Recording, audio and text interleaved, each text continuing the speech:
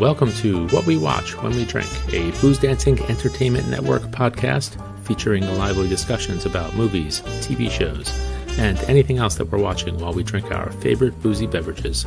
If you enjoy this show, please subscribe on Apple, Spotify, Stitcher, Google, Audible, and anywhere else you get your podcasts. You can also find us on boozdancing.com, and if you have any questions, comments, show or drink suggestions, email us at boozdancing@gmail.com. We'd love to hear from you.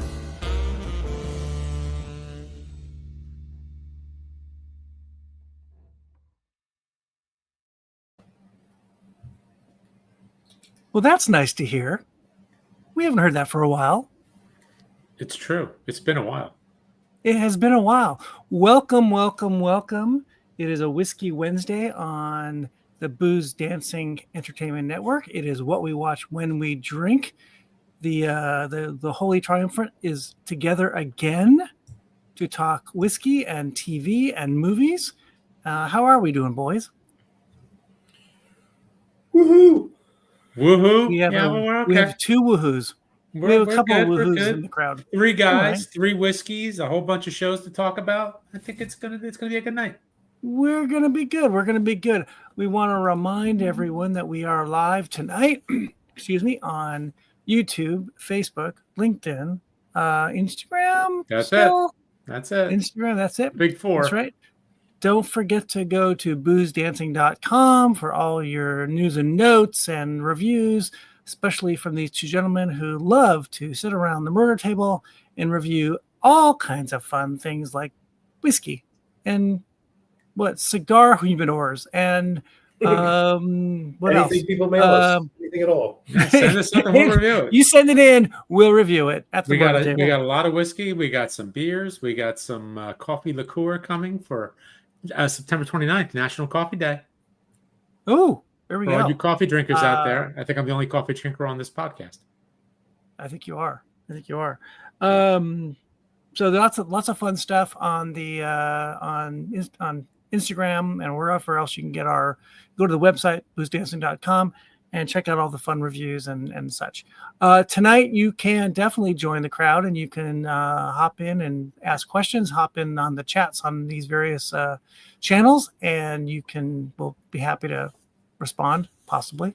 And we are going to have a nice night. This is kind of a special night because we are celebrating a very special distillery in Scotland on Islay, Kilchoman. And this is the 20th anniversary of the distillery. Is that right, Ange? That is correct. And it's also the 15th anniversary of Impex being their U.S. distributor. That's right. Importer and distributor. That's right. And we have been lucky enough to been sent 3 samples of whiskeys from Kilchoman, celebrating this, all from the wonderful folks up at Impex Beverages in the Bay Area. We want to thank our friend Sam Filmus and Chris Udi for keeping us in the loop and sending us these wonderful whiskeys to go through and talk about the distillery a little bit too. One more thank you. One more thank you to Jeanette at Impex. Jeanette. Yes. She's given us movie suggestions, and she handles a lot of the correspondence along with Sam. So thank you, Jeanette. Thank you, Jeanette. Okay, gents. So should we just bump right in and we want to chat a bit, or we want to just jump into some whiskey talk? Well, we could. You want to do a whiskey, and then we'll chat while we're. We'll mix it up. We'll just have some fun. Okay, so what do we start with? The first one. Let's do the Kilchoman 13-year-old limited edition. It is 50% ABV. I had just a little bit of notes. It's a 2025 limited release, matured for 13 years in a combination of bourbon barrels, Octaves, and Calvados casks. I like how you say Octaves. Octaves. I don't know. It says Octaves. Octaves. Is that Octaves or Octaves? It's an octave. I don't know.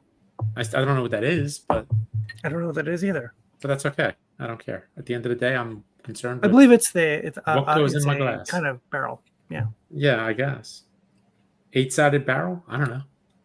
I don't know. I'm asking. I don't know. It could be. I don't know. Well, The Octagon. we do like Calvados. Calvados. See, we do. Haven't had it in a long time. All right. Me All right. neither.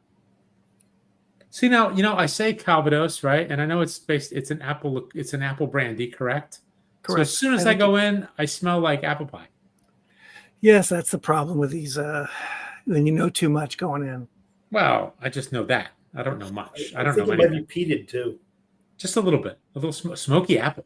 Ooh, that'd be nice, right? Smoked apple Oh pie. yes. Smoked apple pie. How about Well, we that? know Kilchoman being on Islay, they are a whiskey that is peated. That smells fantastic.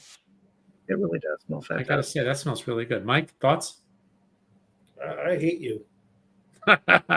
By the way, for the record, I really do believe that it was a Kilchoman that finally, your head came above water. Your head came above water out of the peat bog, and you said, "Ooh, I think I like smoky whiskey." I was being waterboarded in the bog. And Yeah, I'm pretty sure. It was a Macchier Bay that won you over. But I could be wrong. It smells fantastic. That smells It so does. good. I'm going in. This was bourbon barrel, Octave, and Calvados. It's like it's like applewood smoked apple pie. How about that? Am I reaching too far? Am I going too far? Oh, even that first. Wow. Oh my gosh, honey. Yes. Not you guys. Yeah. What is going on there? There is. I love the sweetness. Oh yeah. Oh my gosh. Wow. There's a little bit of lemon. There's a little bit of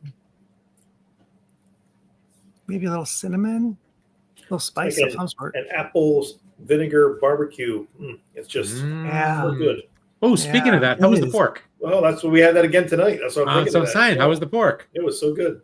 Yeah. Here you guys talking dinner. He had his boy did a what? What'd you do? A 15-pound shoulder? Or what'd you do? He's a chef. Pork shoulder butt.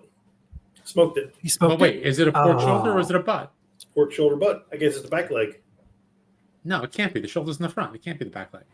It's got the leg is the leg and the shoulder is the shoulder. But it's I'm sorry, they said pork shoulder butt is what they refer to it as. Maybe it's the end of the maybe it's the end of the shoulder. I don't know. I do not know. Right? Am I wrong there? Delicious. Just saying. I don't know pork. And I've never heard. And boneless, which was delicious. Yeah, but I mean they're animals, right? The back is the legs, the front's the shoulders. I mean, delicious. That's delicious. It's also known as the Boston butt. It's a cut from the upper portion of the pig's front shoulder, despite its misleading name. There you go. There you go. It originates from New England, where butchers would pack this cut into barrels called butts during the Revolutionary War. Hey, isn't that butts, barrels? This is all part of the. It's all coming together tonight. And if we can take those barrels and then age a little whiskey in it, look at that! Stop. That's like a pechuga. So that was pretty damn delicious, I gotta say. That's a nice whiskey. That is a yummy dram. Just the right amount of heat. Just the right amount of spice. I was surprised by this. Am surprised by the amount of sweetness. Yeah, it's not saccharine. It's not saccharine. No. In a good way. Yeah. And the smoke is really subtle. I don't think this is my problem. I think my it's got to be a lot. I don't know how much smoke nowadays for me to even notice it. And if there's any smoke in this, I don't get a whole lot of it. But then I can't catch smoke anymore because I'm so used to it. I'm a peat head. What can I tell you? No. You don't have to tell me anything. We know. We know. All right. Well, that is just memorable. That was delicious. That is great. By the way, you've been to Islay. Did you happen to go to Kilchoman? Twice. The first time in 2014, there was a what was it? This is 20 years of Kilchoman. So they started in 2005, right? Is that right? So we were there not too long after they started, and it was pretty young looking place at the time. The second time I went with my family, they were closed, so we couldn't get in. Oh well, but I want to go back. it's fun. It's on a big farm and pretty close to the ocean, and it's pretty neat. Fun. Yep. I'm a fan. Yep. I've always been I'm a fan too. I don't think they've ever disappointed. I really don't. No.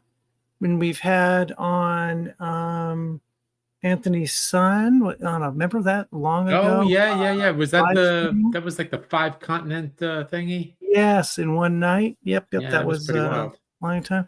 The Wills brothers and Anthony have been to. I don't think of it. Anthony, I think, is coming to California now on this whole tour to celebrate this. I'm not sure he's coming to LA. So it's a big trip here for the big celebration for the distillery, and Impex is a part of that.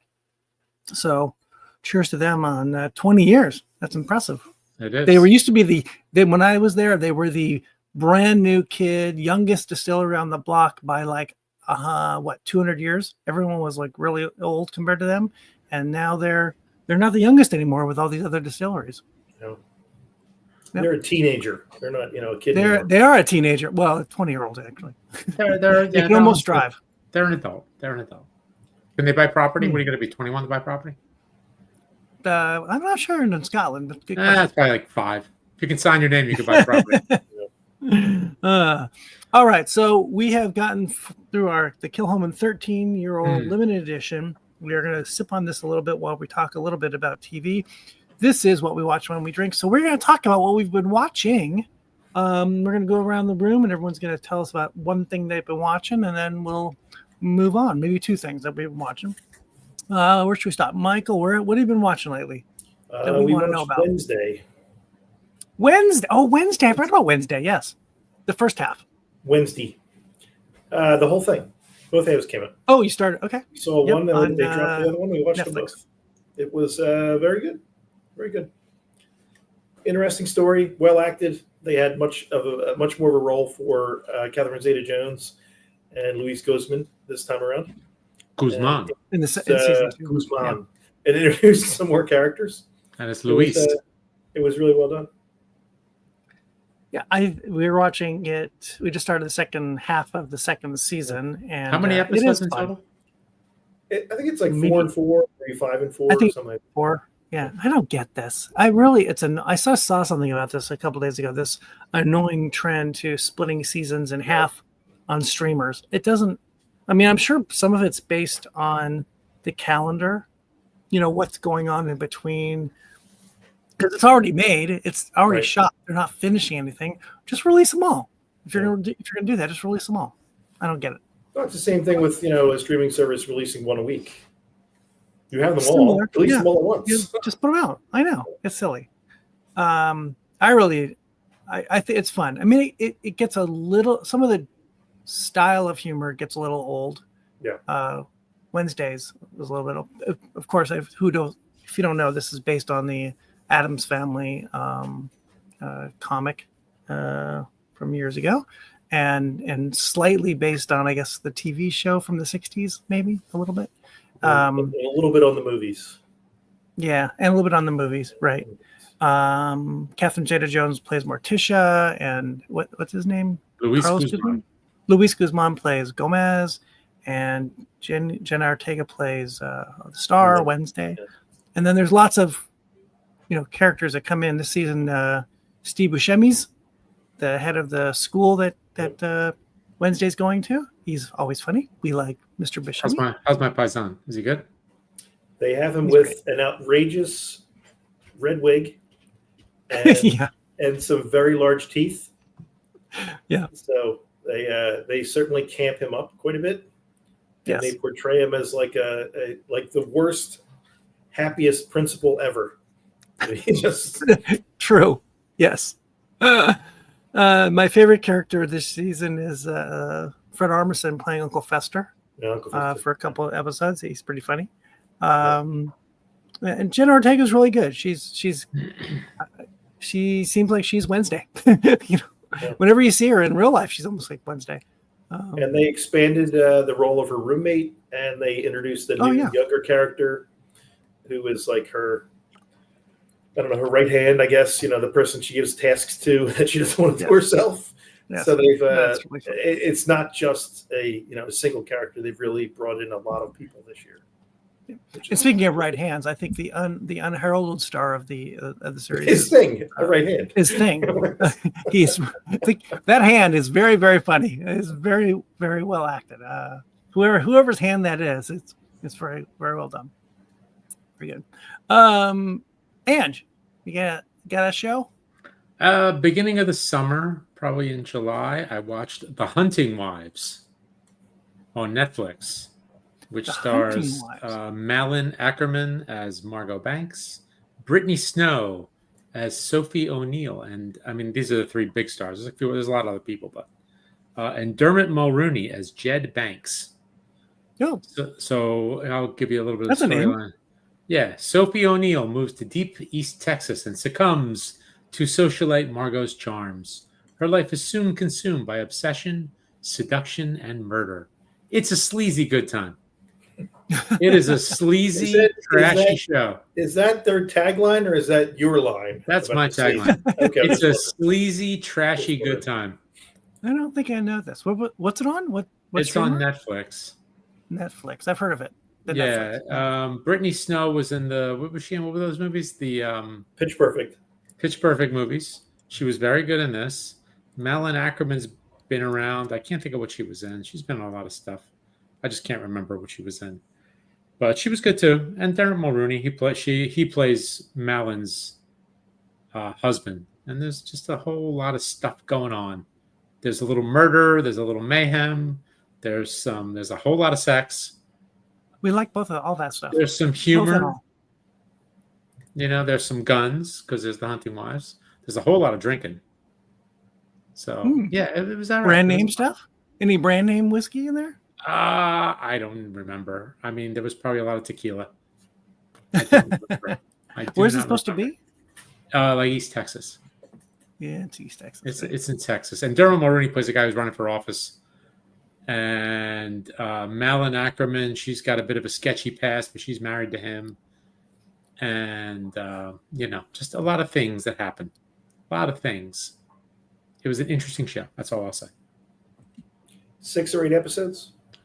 I think it's like 8. And then 8. Brittany Snow, she's originally, I think, from Boston, her character. They moved to Texas. Her husband gets a job. She's on the wagon.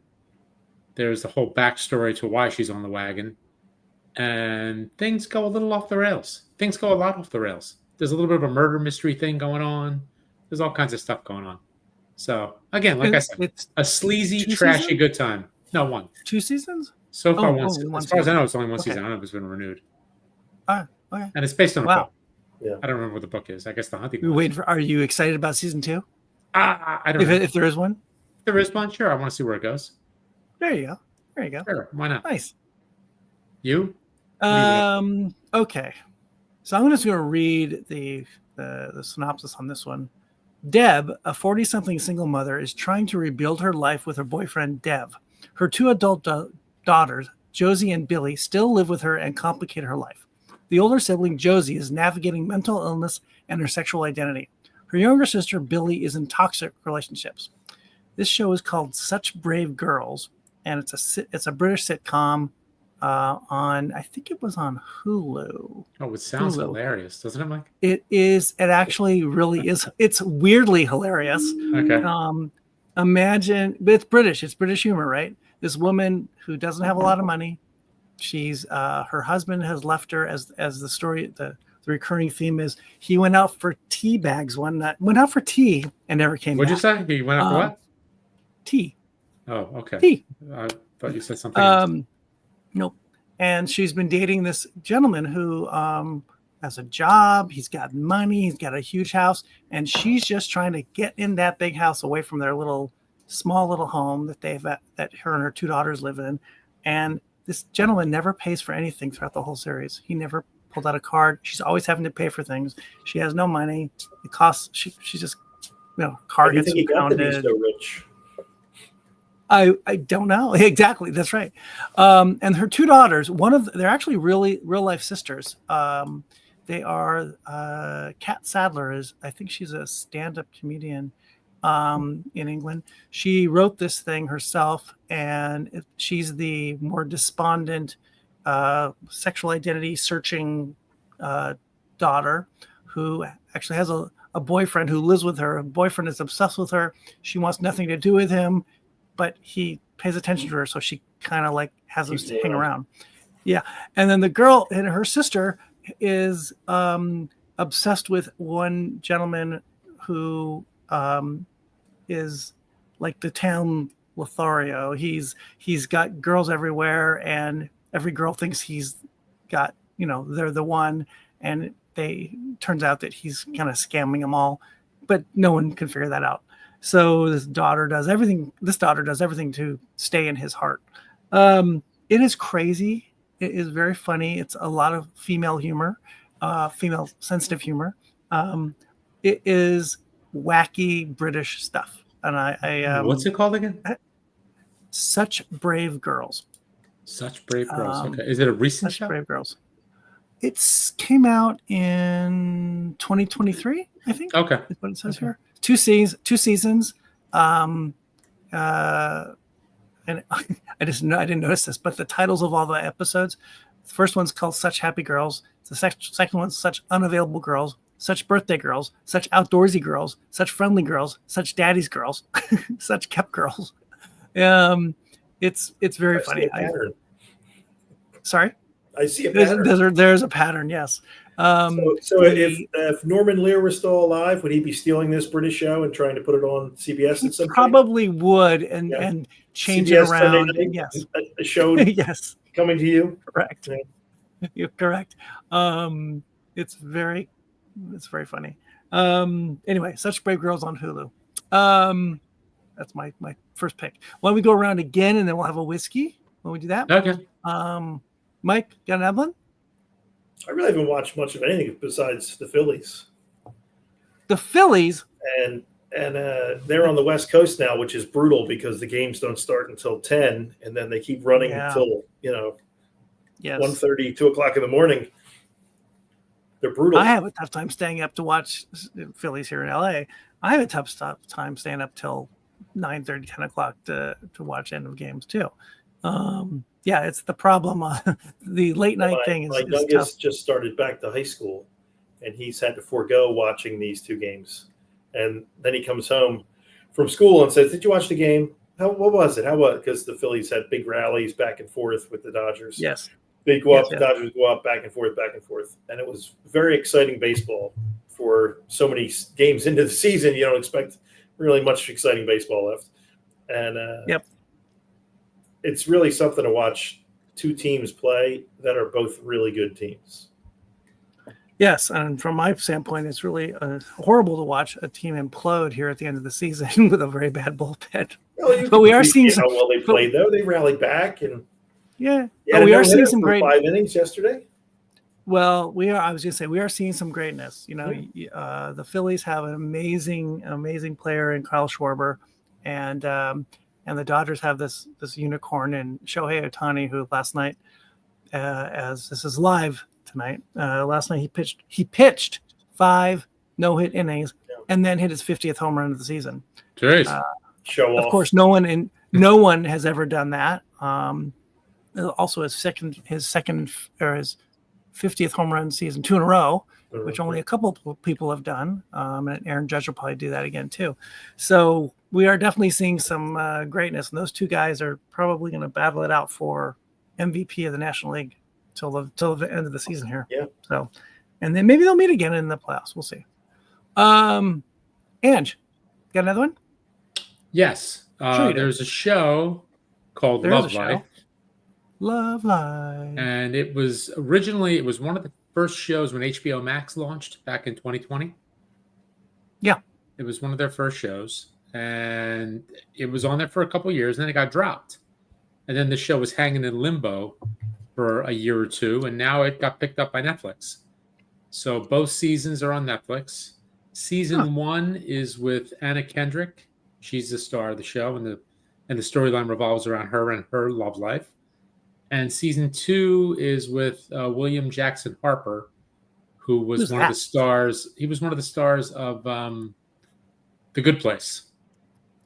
Oh, and season 2 revolves around his love life. So Anna Kendrick plays Darby, and William Jackson Harper plays Marcus Watkins. And there's a little bit of they're 2 independent stories, but there is some crossover between the 2 seasons. There's a little bit of crossover. So the storyline is romantic comedy anthology series about the journey from first love to lasting love, and how the people we're with along the way make us into who we are when we finally end up with someone forever. First season follows Darby after a swift romance and breakup. The second season focus shifts to Marcus after his divorce. I really liked it. I watched it the first time. Well, actually, I watched it maybe a couple years down the road when it came on HBO. I kind of wasn't a big fan of Anna Kendrick, or I thought I wasn't. Then I watched the show, and she was fantastic. So, and then I start watching other things with Anna Kendrick, and I'm like, you know what? Maybe I like Anna Kendrick. Up in the Air is pretty good. What's this? Up in the Air is pretty good. Up in the Air, she's great. She's great in this. She directed a movie on Netflix called Woman of the Hour, which she also starred in. Also really good. So I take it all back. I'm a fan. I like her. And did you prefer season 1 over season 2? Well, you know, it's funny because I watched season 2 first when it was on HBO because my Anna Kendrick prejudice. And I liked William Jackson Harper. But then I went back and then I saw the crossover and I went back and watched season 1. And I'm like, all right, it's pretty damn good. So, and both shows end their seasons really, really well. The ending of season 1 is just fantastic. The last episode is just really, really good. And the same could be said about season 2. So it's just a really good show.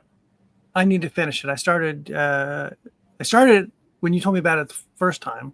Yeah. And I didn't get into it. I watched the first episode. And I restarted it after you told me you rewatched it. And I've watched, I think, the first 3 episodes of season 1. So I need to go and dive back into it. It's good. It moves pretty fast. And once you get into it, it's like, oh, what's going to happen next?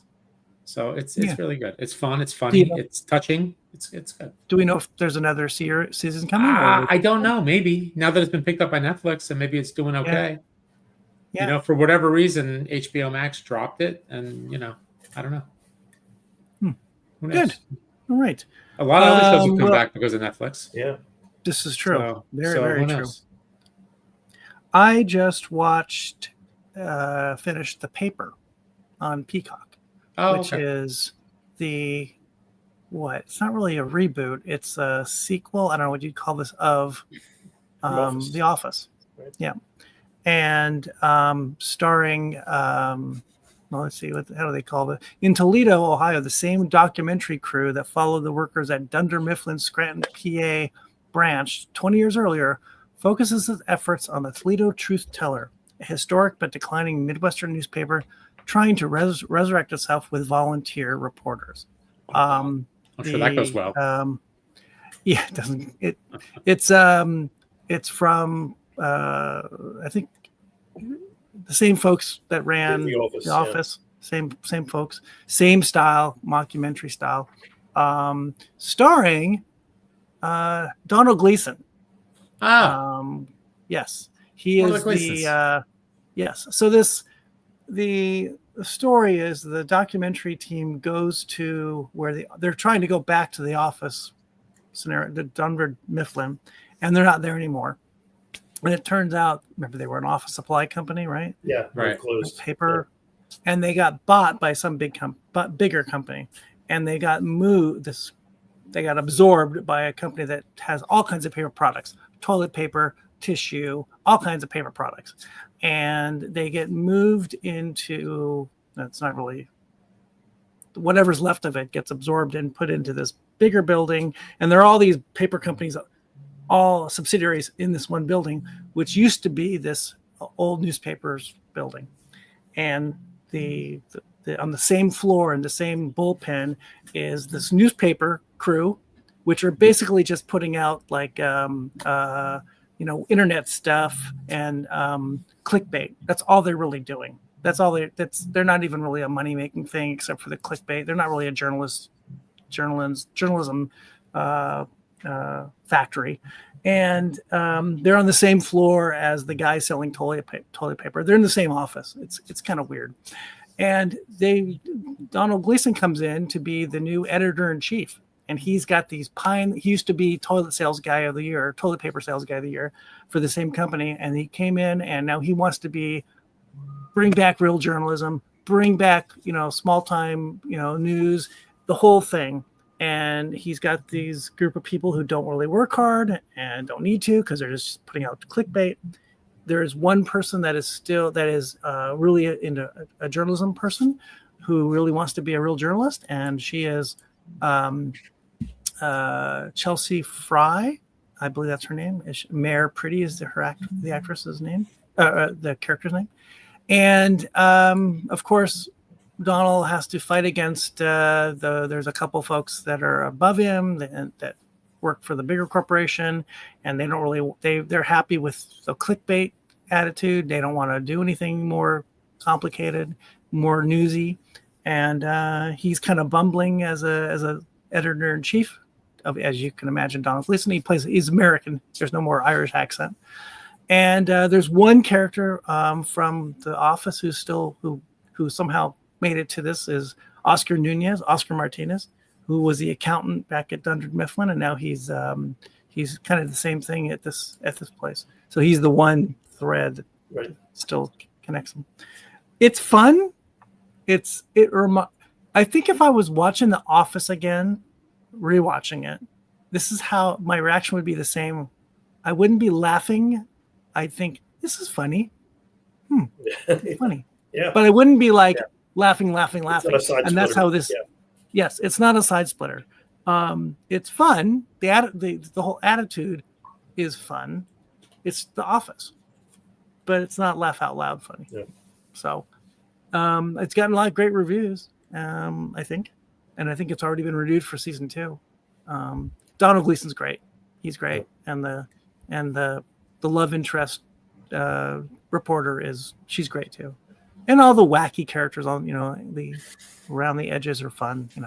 So it's just basically The Office. You could switch out characters and they're playing the same people. So there you go. The paper on the Peacock. There you go. Fun. Yeah. Okay. We are going into our second Kilchoman for the night. Yes. Reminder: this is what we watch when we drink on the Booze Dancing Entertainment Network. Where are we going to with now? This is the Cask Evolution 2. Oh, okay, wait. This is the Kilchoman Impex Cask Evolution 2/2025. It's a 5-year-old Muscatel Barrique cask, number 19 of 1474. Whatever that means. Or 19/1474. It's probably the number of it, right? I guess. All right, let's do that. Cask. Let's do this one. This one, what I said was 58.4%. Right. So yeah, that's all I'm going to say. No, this is because I believe this is a barrel pick, right? From I think so. For I think so. Impex. Let me see if there's more information on the website while you're gabbing away over there. That's totally different.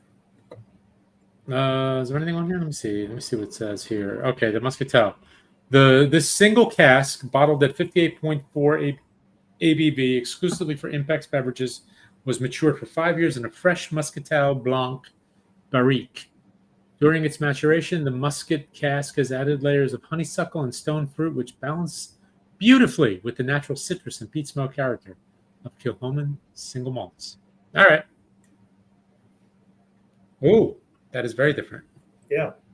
Very different. For 58.4. It's been the entire 5 years, or is it something and then 5 years afterwards?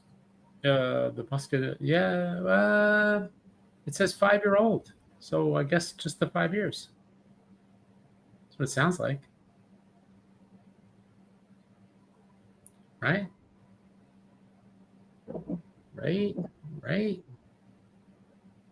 It seems like it tamped down the peat and up the sweet. I get a lot more sweetness on the nose.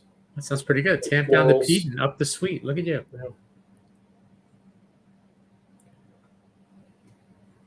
Oh, it's got some heat to it. We should try that with you. See if we can up the sweet. Up the sweet? No, it's impossible. Yeah. Tamp down some of the peat. No.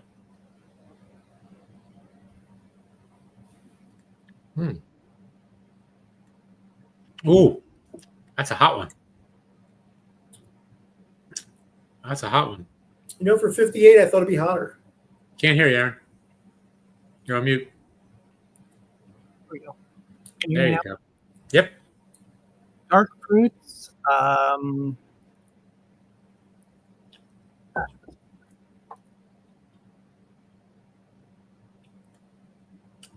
It's a little dry.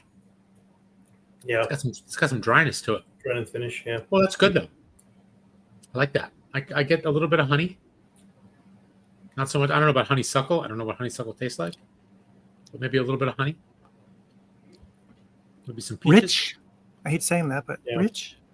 Yeah. Plums. Then plums. It's a little oily. It's got a little bit of oiliness to it, even though it's kind of dry. It's all like the front. I mean, it's very astringent. And I don't know if it's the 58.4 or maybe it's the cask. Yeah. A little bit of both. Maybe a second swill, maybe. And a short finish. That's good. I like that. I think I like the first one a little better, but I do like this. This is very nice. Muscatels, I think I've had a few Muscatel finishes, and they're different. And Muscatel's a sweet wine, right? It's borders on the sweet, I guess, or heads towards sweet. Yeah, I mean there is some sweetness here. Yeah. You know, almost like a peach preserves. Yeah, peach pie. I just got a little peach pie. A little honey. Yeah. No crust though. I could really go for a nice buttery crust, a nice flaky crust to match my flaky personality. Krusty, want some crust? What a surprise! That wasn't very nice. No, it wasn't. That wasn't very nice. That wasn't nice at all. Sorry, it just slipped out. I thought I was on mute. Yeah, you thought you were on mute. I can put you in the green room. I don't want to go to the green room. All right, then. There's no snacks. We only have catering when we have guests. And Aaron froze. Speaking of game, what happened? He froze. Oh, jeez. Hopefully he comes back. Come back, Aaron. Come back. Pull Joe in instead. You know, again, didn't all this technology start in California? Yeah, but they're falling into the ocean, so you can't expect this to work. Is that what it is? Little by little, they're falling into the ocean. Do you have a preference between the first two? I think I like the first one as more of a sipper. Yeah. The second one, that would be like, one drink. You're not going to do much with that. I don't know you're going to drink a second one of those. Okay. For two reasons. It's 58.5, but also right. The flavor profile. I don't know if that's something you'd have two of in the same night. All the time. You know what? It almost has, like, how about like an aperitif?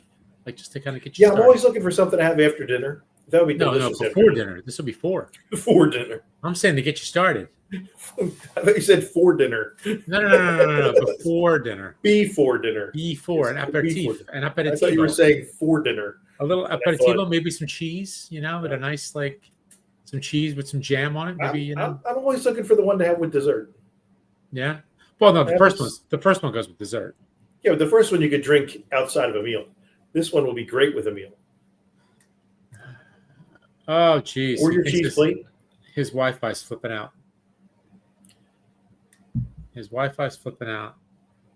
We just switched. We switched our Wi-Fi. Oh, yeah. How was it? So far, so good. We had some issues setting up some of the streaming services yesterday, but we think we ironed that out today. All right, good. And the new 85-incher came. Oh. So we have an enormous television. Very nice. Good. Then you can start watching some more shows. Or actually, a stand. Can you imagine putting an 85-inch TV on a stand? Depends on the stand. I would be terrified that would fall off. I have to see it. I would think that'd be wall mounted. It's a very sturdy looking stand, but even still, yeah, terrified that would go somewhere. All right. Well, he says to carry on, so I guess we should just carry on. Soldier on without him.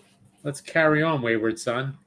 So, all right. So we like the first one a little better. A little more. Well, they're different, but I think I like the first one better. Okay. I think that's fair. Okay. Yeah, I like the first one better. I like this one, but I like the first one better. Yeah. The first one's one like, ooh, I really would like some more. I've actually it's the B- A+. It's the same grade. What's the difference? Wow, the first one I would go like an A- on that one. That's well, A-, we're right there. Yeah, yeah. So, all right, let's continue. Shall we move on to more shows or movies or whatever you've been watching? Or haven't you watched much? I haven't really watched much. The kids have the TV, so they pretty much are watching food shows all the time, which is just the worst. And I've been swamped with work. We went on vacation. Didn't watch anything then. But now, things I want to watch, I got to watch a lot of things with Helen Mirren and Pierce Brosnan. Oh, okay, that's right. You got to go back. Wildlands. I want to watch the Detective Society or whatever that is. Well, that's 2 shows in a row with them. Yeah. Like, are they old friends? I don't know. I don't remember them starring in anything. I guess together. They are now. I guess. Although, I think Pierce Brosnan was in The Long Good Friday, which I talked about before with Helen Mirren and Bob Hoskins. So they did work together before. Yeah, a long time ago though. We're talking like the 70s or maybe the 80s. So maybe they go back that far. So anyway, what I watched actually that I thought was kind of interesting, that Spike Lee movie that came out, Highest to Lowest with Denzel Washington. Yeah. So that movie is based upon an Akira Kurosawa movie called High and Low. So I kind of wanted to go see Highest to Lowest in the theater, but nobody wanted to go. So I was like, all right, whatever. I knew it was coming out on Apple like last week. So I figured I'll just wait for it to come out on Apple. So in the meantime, High and Low was on HBO Max, so I decided to watch it. And I got to say, it was really, really good. Once you get into the rhythm, because it's like, it's a 60s movie, number 1. It's in black and white, number 2. And number 3, it's subtitled in Japanese. So you got to get into the flow of watching the movie. It's subtitled in English. Well, I'm sorry. It's spoken in Japanese, subtitled in English. Thank you. I was going to say, if they subtitle in Japanese, that's not helping you at all. Well, not at all. Right. So, yeah, it was actually really, really good. All black and white, really cool. It's kind of interesting because it's basically broken up. It's like, there's 3 acts, I guess. The first act is almost like all takes place in the main character's apartment, Toshiro Mifune, who's been in all of like Kurosawa's movies. I think. So the first part takes place in the apartment. Then there's like this whole big crazy scene in the middle, and then the second half or the back 9 of the movie is basically like a police drama. The cops, a procedural, if you will, of them trying to find out what happened. So I'll give you just the brief storyline. A wealthy businessman is told his son has been kidnapped, and he will have to pay a very large sum for him to be returned safely. It is then discovered that his son is safe at home. The kidnapper took his chauffeur's son by accident. The kidnapper says this makes no difference. Pay up or the child dies.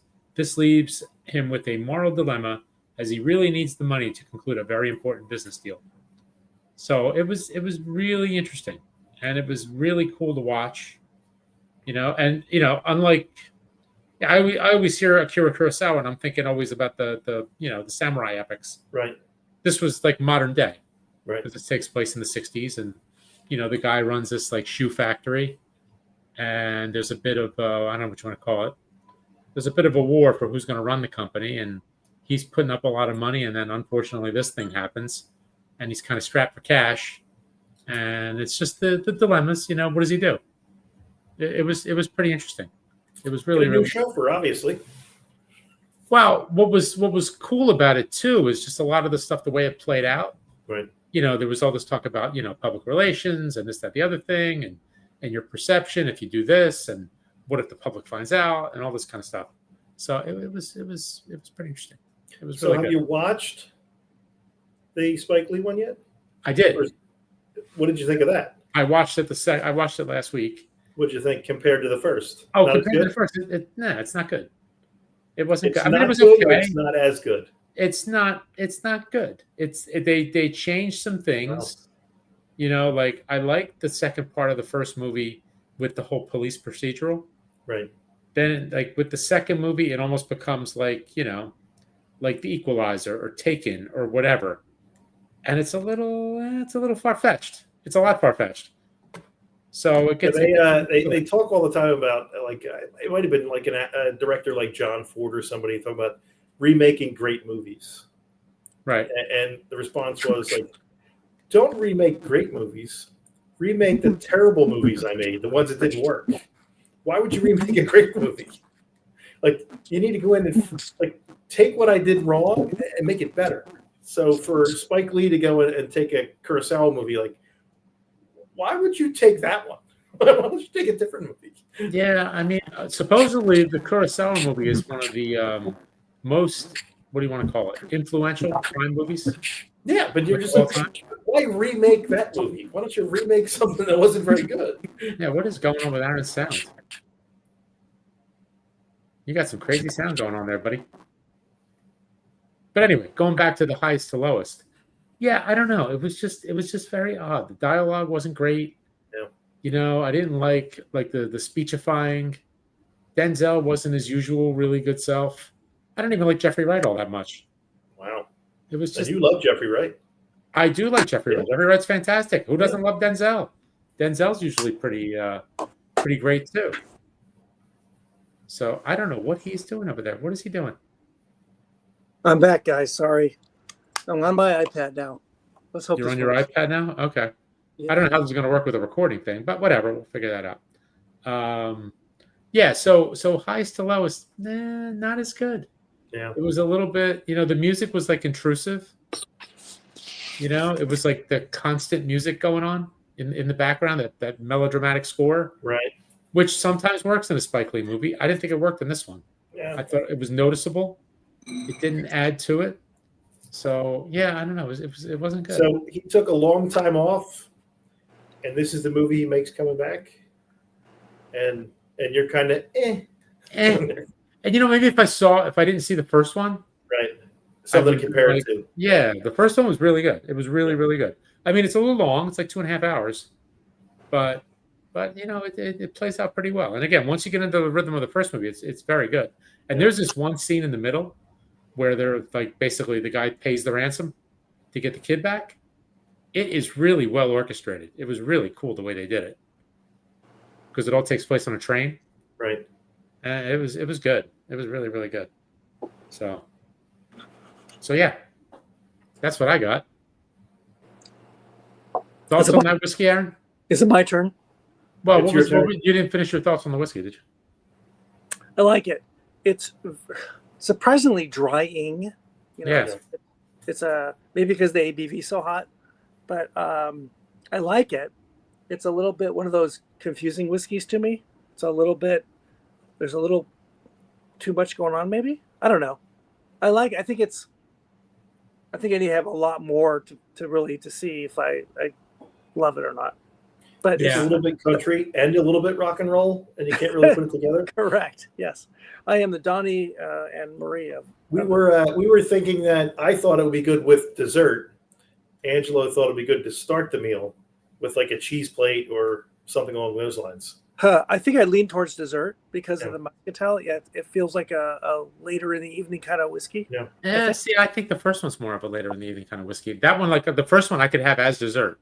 Well, the first one's way sweeter for sure, and that's logical. That you think that's the ending of an evening, but that's my wheelhouse. That sweeter kind of. That's his breakfast whiskey too. My breakfast whiskey, yeah, definitely. With chicken and waffles. His 10 o'clock midday, 2:30. Pretty much chicken and waffles. I'm gonna keep drinking this one to see if I can figure out more about it. I think I need to revisit it as well. So I did like the first one. Went back around and we did our thing, and you're up, Aaron. Okay. So did you guys talk about in my little trip away there? Did you guys talk about Cask?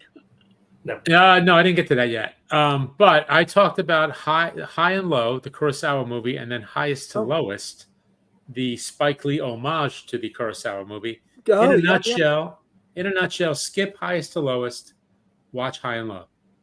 Got it. Okay. So that's all I got to say. Well, I thought you guys would jump all over this Cask thing because it's right from the same guy. Oh, it's on my list. Yeah, it's from the mayor of Easttown people on HBO. A limited series. I'm not sure how many episodes there are. It comes out. Oh, I think it's 7. It's gonna be, is it 7? I thought it was more. Yeah, I just see 7 here. Crime drama follows an FBI agent leading a task force to investigate a string of robberies.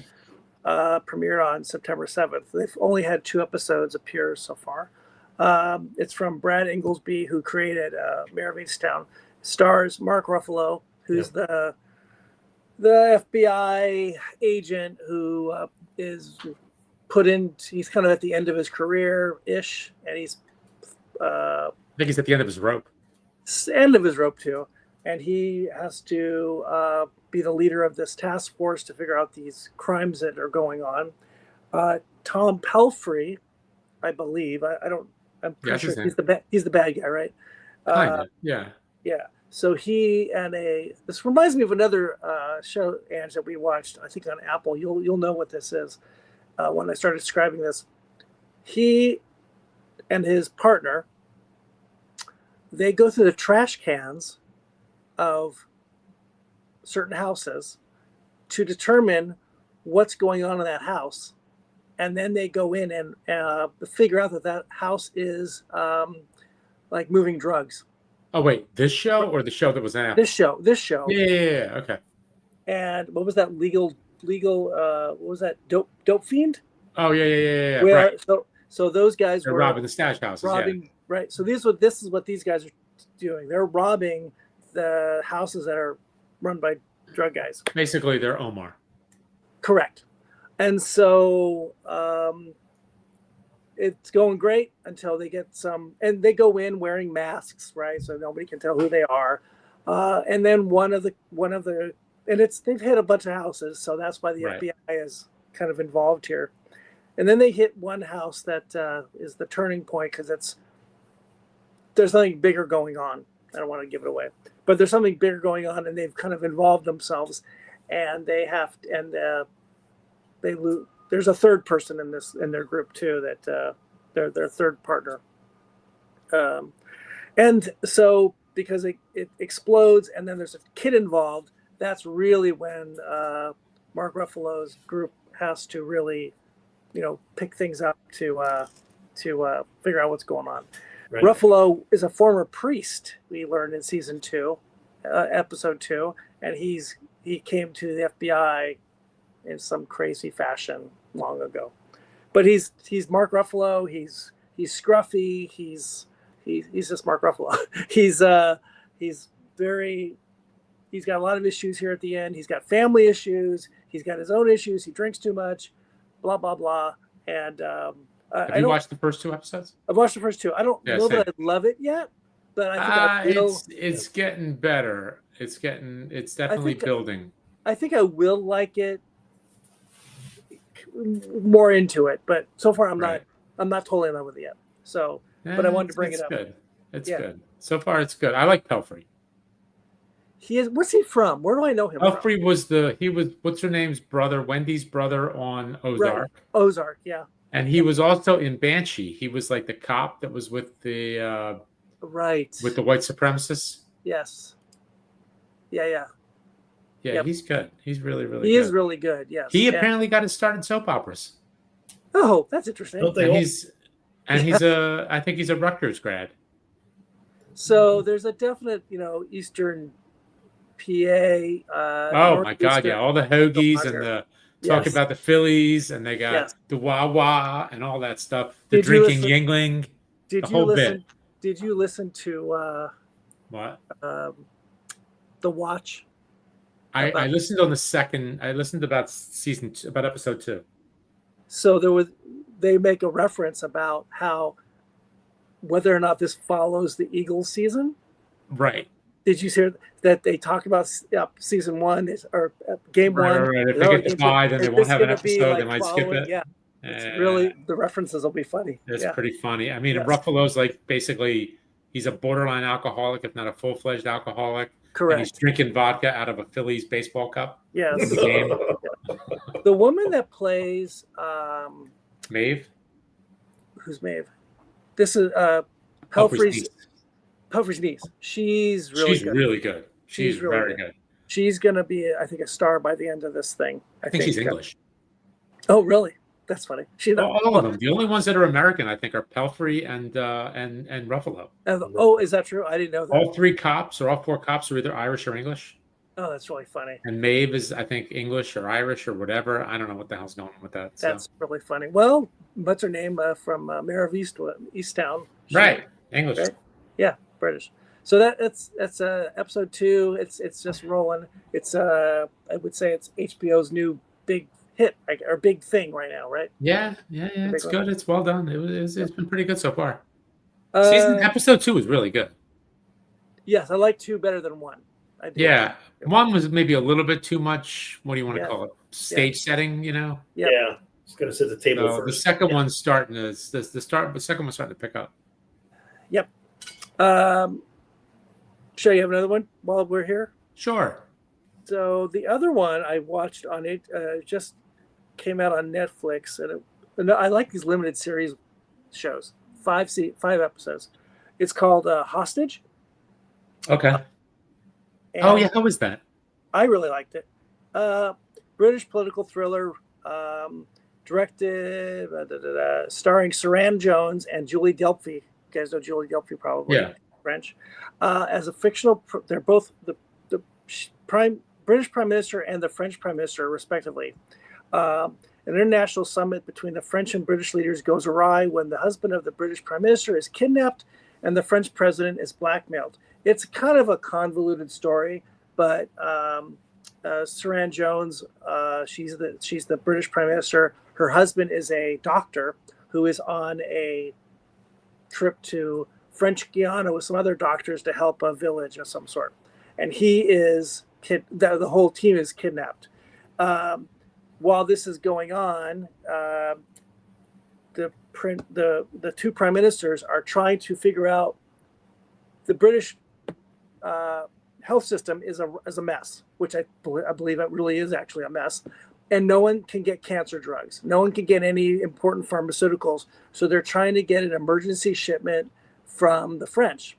The French, Julie Delpy is trying to ward off her opponents and save their political life. They are all of France is anti-immigration, and all their immigrants are coming from England. So the French Parliament wants to put French soldiers on UK land to stop migrants coming to France. So the prime ministers have to figure out how this is going to work, if it can, and it probably won't. And it's all connected to this kidnapping, and it gets a little soap opera a little bit, but actually it's kind of fun, and not funny, but fun. I like Saran Jones. She's really good. I saw her in a Scottish based show where she's an attorney on a trying to investigate a murder on a British naval ship. But I liked it, and it's short. It's five episodes. It's easy. I'd watch it again. It's good. Okay. Yep. All right. So we went through round 2, I believe, right, boys? You guys are out. Mike, what were your 2 shows? I didn't hear them. Round 3. I was just talking about sports. Oh, can't he's behind. He's very behind. Oh, right. That's right. That's where I got zapped out, where I struck out. Okay, so let's move on to their 20th anniversary bottle. Yeah, our final whiskey from Kilchoman. And again, thank you to Impex Beverages for these lovely whiskeys. Ange, why don't you take it away here? Okay, Kilchoman 13-year-old. A 2025. Oh, wait, I'm sorry. Wrong one. Kilchoman 20th anniversary. Yep. 14-year-old, 100% Islay sherry cask. We've dedicated this particular expression from the 20th anniversary series to the tour. So, there's going to be yes. Anthony Wills is going to be on tour. I think the end of this month. Correct. He's got I don't know how many cities in the cross country, but I know he's. Yeah, I've got the email somewhere. I could probably read it off. Joining us, he's going to September. He starts a tour in Denver, then coming through Reno, Portland, and then Whiskey's the World in San Francisco and San Jose. I think later in the month or October. Not coming to LA. What's Not coming to 100% LA. Islay mean? What's that? What's 100% Islay mean? So I that guess means all the barley's grown on Islay. Everything's Correct. grown on Islay, so the Right. other ones might not be. correct. Yep. So remember, Kilchoman is on a farm, and when they started, I can't remember the percentage. A lot of their barley was coming right from the farm. When I was there the first time, literally, there's a little path where you drive through. One side is this distillery, and a little farther away is like stables, and then the other side of this pathway is a big barn where all the barley was just laying there, and they're literally scooping it up with a bulldozer to move it from here to there. They have a small malting floor, or had a small malting floor. I don't remember the percentage of, and that a lot of that barley was coming, I believe, from their own this own farm that they're on. I don't know if they own the farm or not. I think they do. But you can't. There's not enough barley yield there to have a whole brand To do everything. Yeah, and so they get it from other sources outside of Islay, and that's true of Berkladi and probably pretty much everybody. You can't. There's not enough grown there on Islay. Yeah. So, Berkladi does the same thing. I think the blue cans are 100% Islay, and the yellow ones are 100% non-Islay. I think, or then maybe it's the other way around.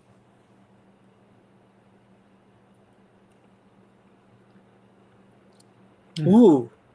Ooh, how's it taste? You going for a taste already? I did. Not a lot on the nose, but the taste is pretty good. Correct. I thought the nose was nothing. Wow. Oh yeah. Yeah. That's a winner. That's nice. Holy moly. What was Nice, the and it has a nice finish too. That's 55%. 55. Yeah. Nice finish. Ooh. Not super sweet. Nope.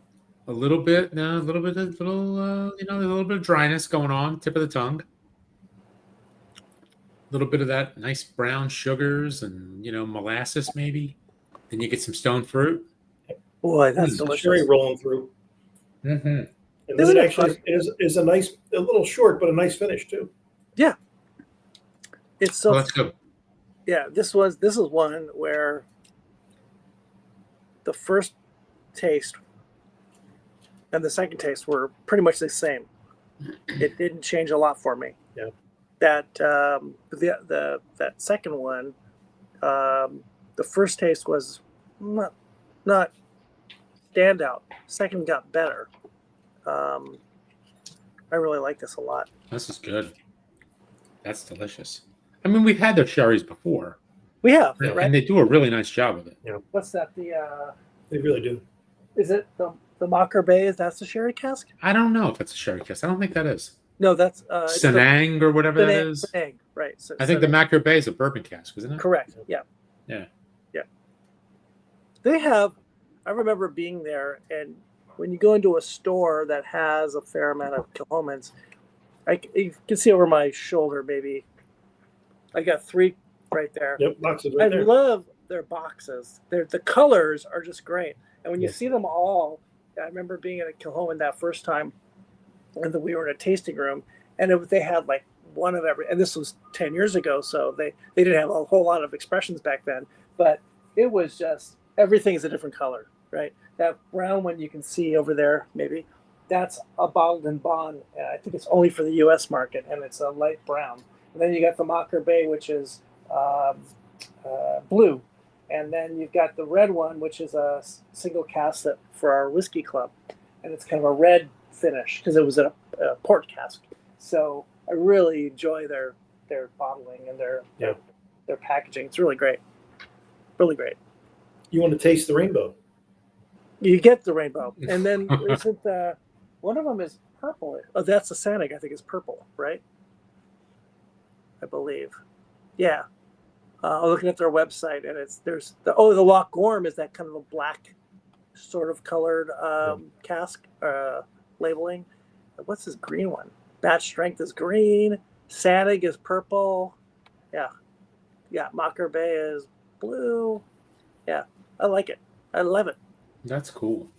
Well, that was delicious. Mm-hmm. Yum, yum, yum. All right, we're going to come back and talk about all these whiskeys shortly. Any other last shows we want to talk about, Ange? I think I told you before we started. I started watching Department Q last night. Yeah. I watched the first 2 episodes. I like it. Matthew Good is fantastic. Yeah, he's great. He's really, really good. He's kind of, keeping me going with the show. And the other guy, whoever the guy they partnered up with him. What is he? Is he like Asian Turkish guy? or something? Or yeah, I think he's supposed to be Syrian in the show, right? Okay, yeah, he's cool. I like him. Yeah, I like them both. They're really good. And the woman who plays the woman in charge.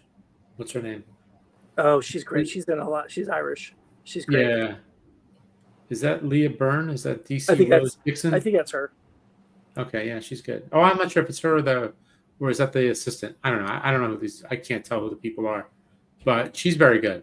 Yep. It's a good cast. It's well done British show, like the Brits do. But it's by what's his name, right? Scott Frank. Yep. It's who by is from Godless and what else? Queen's Gambit. Queen's Gambit. Yep. And Monsieur Spade. And Mr. Spade. Mr. Spade. Yeah. Mr. Spade. He's got a nice little resume. He does. He really does. He's really good. Him, Tony Gilroy. He's one of those guys. Yep. And I think I heard that season 2 has already been greenlit, so that's coming sometime.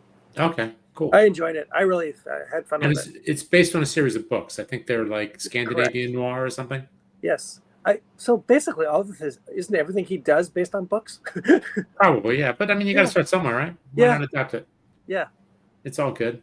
Yeah. So I started that, and then Sunday afternoon, I watched Friendship, which is a quirky little movie. What's that? It's with what's that guy's name? I can't think of the actor's name now. Tim Robinson, who's in Detroiters. He's crazy. And So You Think You Can Leave? He is nuts.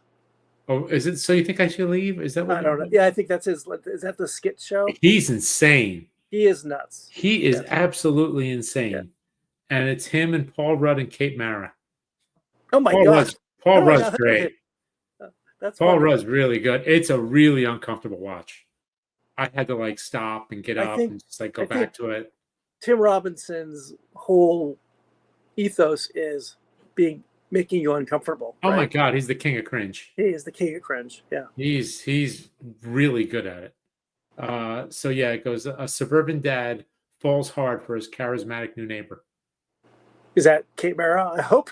No. It's actually Paul Rudd. Not? Who? So Tim Robinson is married to Kate Mara. Yeah. And Paul Rudd is the new neighbor who happens to be the weather guy in Detroit. Yeah. And it's just, and he falls for Paul Rudd? I mean, as a friend, he takes the friendship, he gets into the group and all this kind of stuff. Got it. Okay. And as usual with Tim Robinson, if you've seen everything, things get really awkward and really weird really fast. He makes me look polished and comfortable in my own skin. That's all I'm saying. And that's a stretch. That's disturbing. That's exactly. Really I'm not interested in watching that now. He is. Having watched you for 20 years, I don't want to watch that anymore. Well, Where was it, Ange? Where was it? It's on HBO Max now. It was in the theaters. I actually toyed with it. But it's funny because I've been watching a lot of reviews just to see what people think of it. They're like, oh my God, it's hilarious. I wouldn't say it's hilarious, but it is oddly compelling. It's just so strange. I went back to that show he had. Not Detroiters. I really like Detroiters. Detroiters is funny. But I mean the other one. Yeah, where it's like little skits. And I liked it a little better the second time around, but it's still really tough. It goes to an extreme. I mean, it's just wild. And the joke goes on forever. Oh my God. Whatever the joke is, it just never ends. It just keeps going. It never ends. Yes. It's a wacky show. The whole thing's a callback to the joke?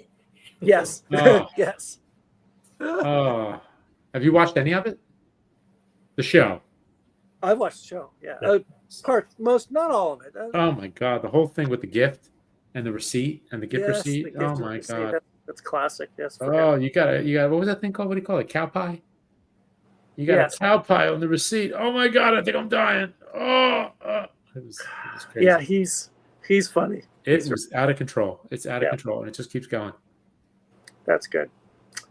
Let's see. I have a couple last ones. One I want in the middle of, I guess, kind of towards the end, is Platonic season 2 on Apple. Oh yeah, how was that? Is that the one with Seth Rogen and Rose Byrne? Rose Byrne, yep. And Nick Stoller, who's in the studio. Oh yeah.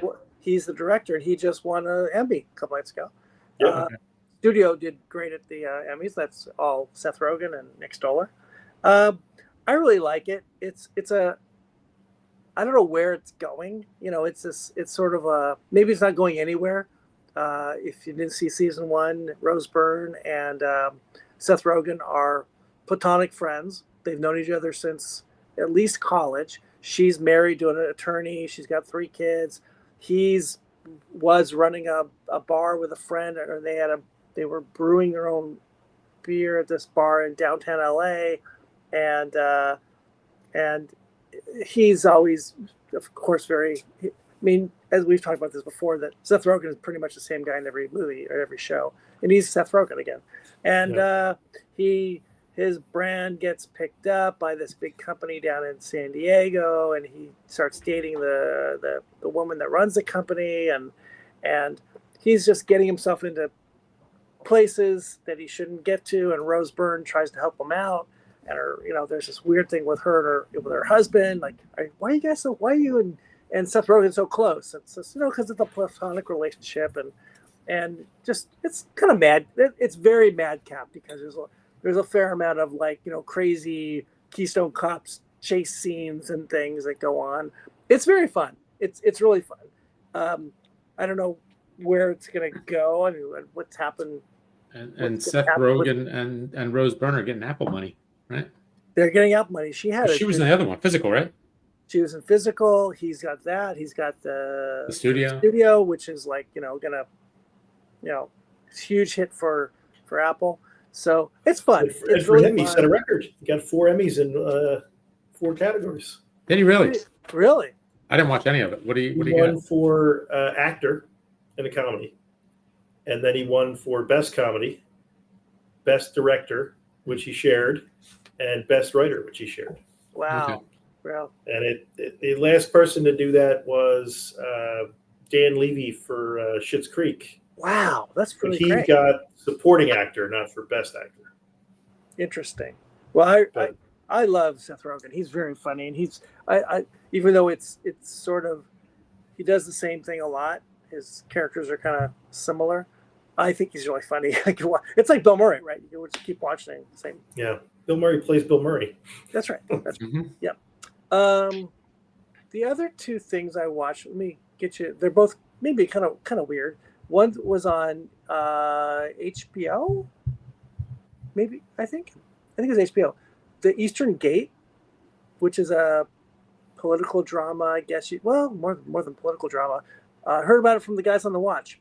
And okay. It's a limited series about a Polish, like the Polish version of the CIA, trying to stop a Russian red flag operation. Russian red flag?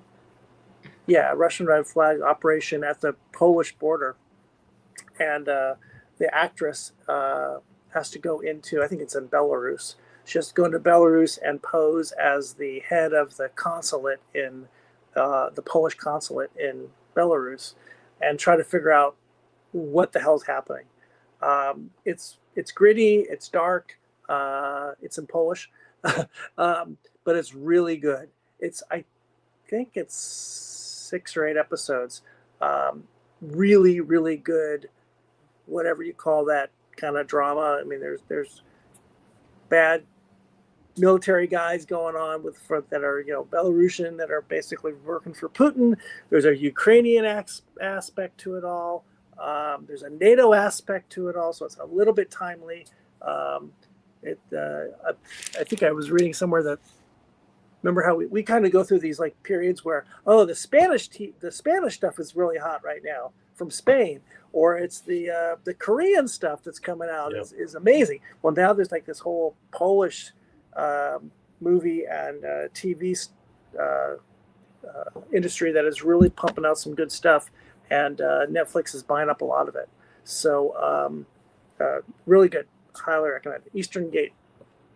The last one I had, I really recommend it, but I'm a fan, so maybe this isn't really fair.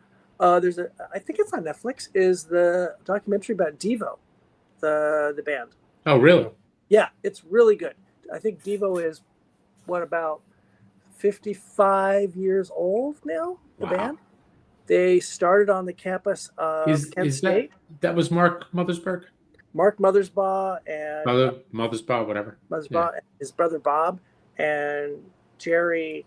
Shoot, I forgot Jerry's last name. So his mother's brother Bob, his mother's son Bob.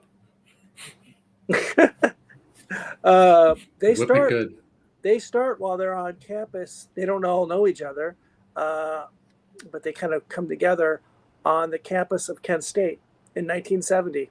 Wow! Right before the Kent State shootings, they are actually on the green.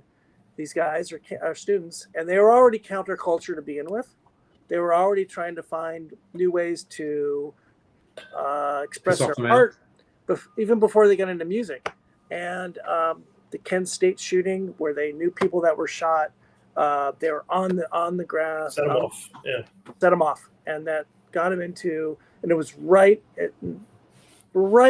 in the very, very beginnings of where rock and roll is starting to have this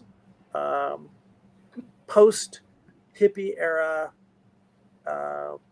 political change, and leading into punk rock. And they're not punk rock, they're not rock, they're not, what are they? And they're just counter to all that, right. But they're absorbed into the punk rock world, and of course, they have to kind of sell out a little bit to the big company. I think it's Warner Brothers, and it's a really interesting telling of the story of where they were, how they got there, first person account. It's really good. If you like Devo, I highly recommend it. It's nice. And these guys are aging very well. They're still out touring, and I saw them myself a couple years ago, and they're still great. They're just really fun. Mid to late 70s for these guys? Yeah, definitely. Right? Yes. Wow. Yeah. Yes. Wow. Totally. They are, they were in college in 1970. Yeah. So, I was going to say, geez. They are not young guys. And they all have very interesting, interests. So the band's sort of falling apart at one point, and Mothersbaugh decides, I got to do something else. So he gets into producing music videos, soundtrack. The number of soundtracks that guy's been a part of. Yeah. Is crazy, right? Rugrats, doing that kind of stuff. And they really, Jerry Casale is the name I was looking for. Jerry Casale has other music projects. He's a winery guy. He's got a winery up in Northern California. He's into tiki music. These guys are all over the place. They're really interesting, artsy people, and still kicking at this age. It's great. They're born all in the late 1940s, so it's pretty amazing. So that's the Devo documentary on Netflix. I think it's Netflix. Cool. So we had a good smattering of TV stuff here tonight, and a couple movies, all kinds of fun stuff. Yeah, all kinds of good stuff. There's a lot of good stuff out, and a lot of stuff coming.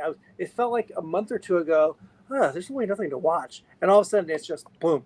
There's like typical. All these things are getting released, and I just started watching. Not to change the topics here. Just started watching Murder in the Building. What's that called? Oh yeah, Only Murders in the Building. Only Murders in the Building has a new season out. Yep. It's all coming with the falls. Like the fall, everything's coming, right? Well, we made the jump yesterday, and we left traditional cable and went to straight streaming. Really? So now I'll be left with no alternative but to watch all the stuff you knuckleheads keep talking about. Really, really, really. Well, The one thing we did watch that I didn't mention, we went and did a rewatch. My wife was a huge fan of Jaws. Her father took her to see it when she was 3 or 4 years old. Jaws, the movie? The movie Jaws. For its 50th anniversary, they re-released it. Yeah. Okay. So she really wanted to take the kids to go see Jaws. And as she's taking it, she's talking about how she went to go see it when she was little with her parents. And I'm thinking, you were like 3 or 4 years old. This is really bad parenting. This is just terrible. Why would you ever want to go in the water ever after seeing this movie? I saw Apocalypse Now with my dad when it came out. I was 12. That's not good parenting. Kirby fully loaded. I will never forget that movie. Well, you know what's interesting? You know what's interesting about that movie though? Remember the Goldman Theater, right around City Hall. Yeah. I saw it there, and I think the guy who was like seated a couple like seats away from me, he was probably a Vietnam War vet. And I remember he was like in uniform when he was watching the movie. He thought it was Rocky Horror. He was. I remember his leg was shaking throughout the whole thing. He was going through some stuff. Well, watching a movie. movie. It was 1979. It's only 4 years after the war ended. Yeah, that would be very triggering, I would say. Yeah, you were 12 then. That's fine. I was like, "What's up with this guy?" But yeah. So we went to go see Jaws again, and I got to tell you, it still kind of holds up. It's a good movie. Special effects aren't really what you'd expect, but it wasn't so bad. And the threesome, they're just so good.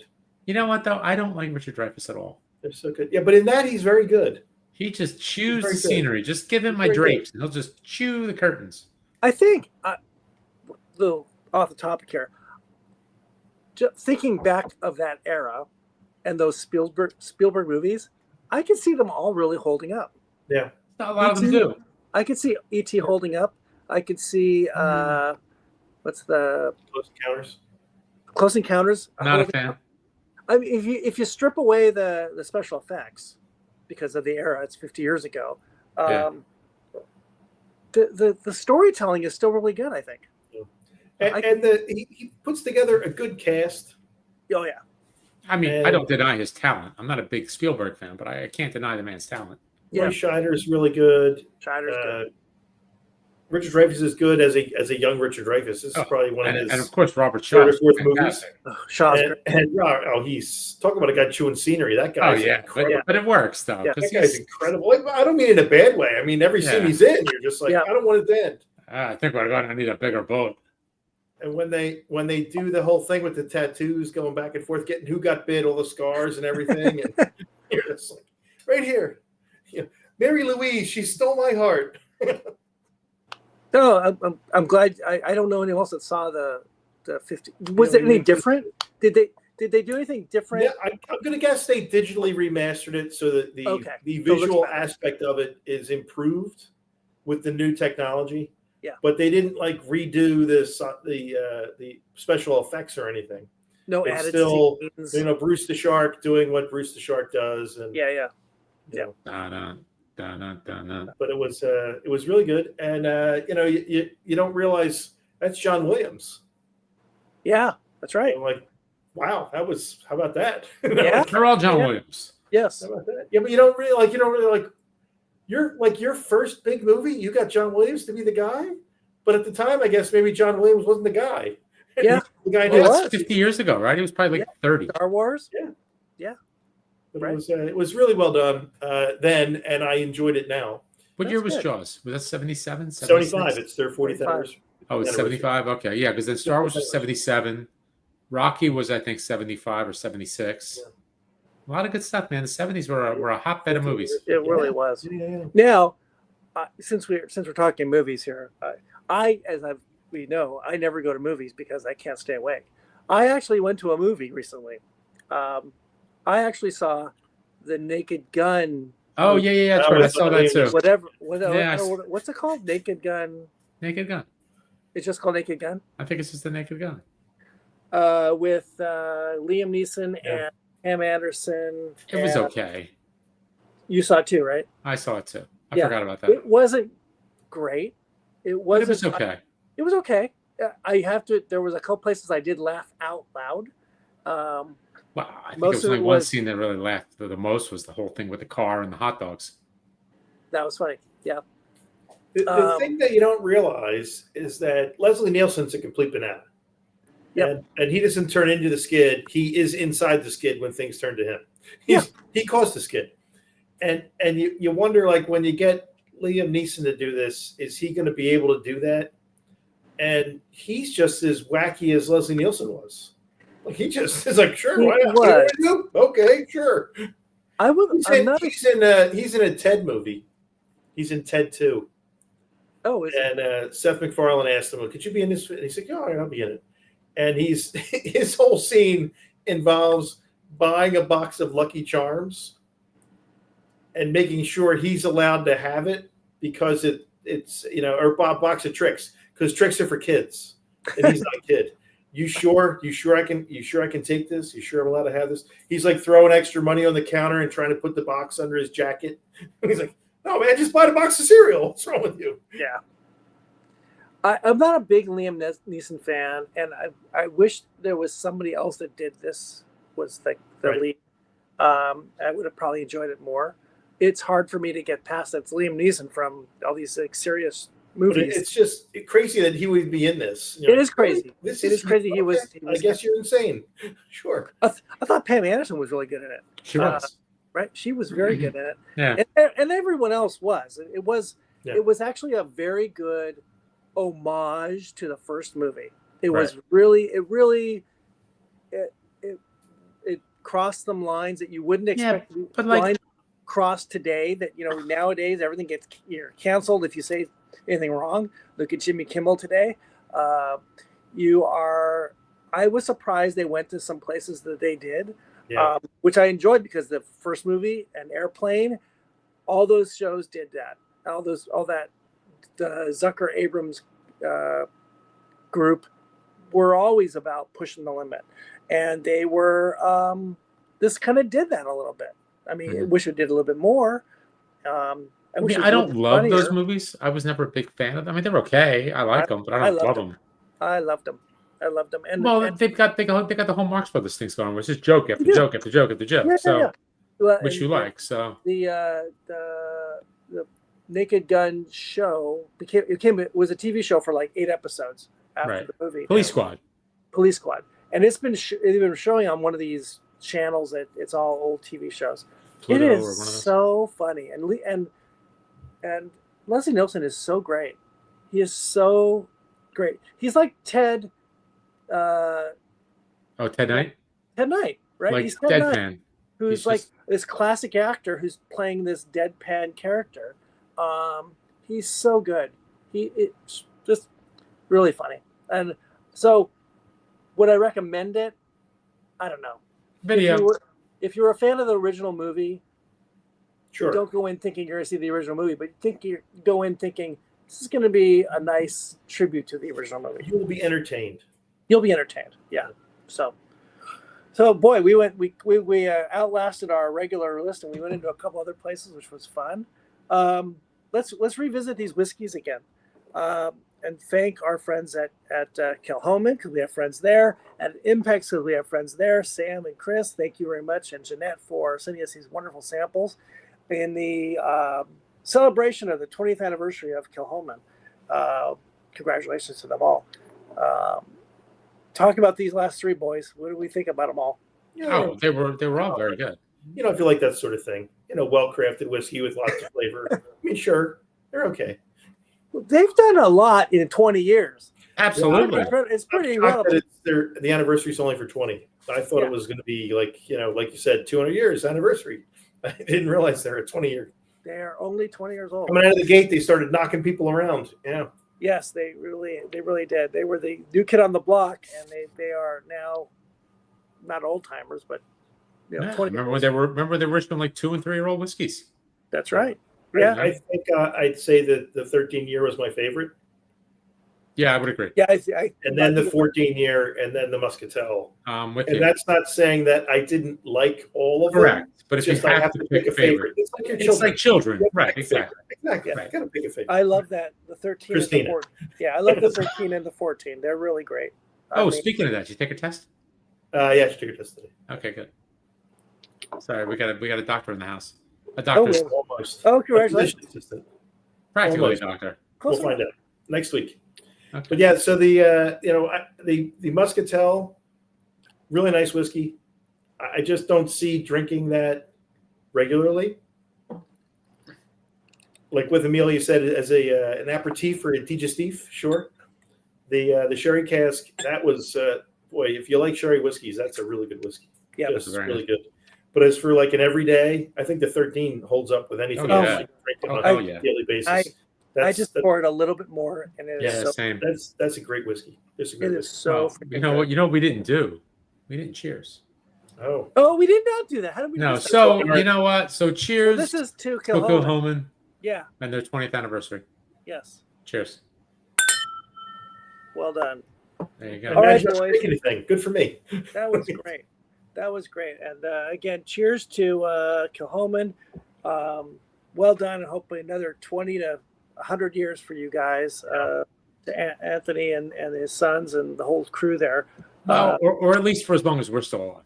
That's right. Yes. And maybe 2026 is our trip to Scotland.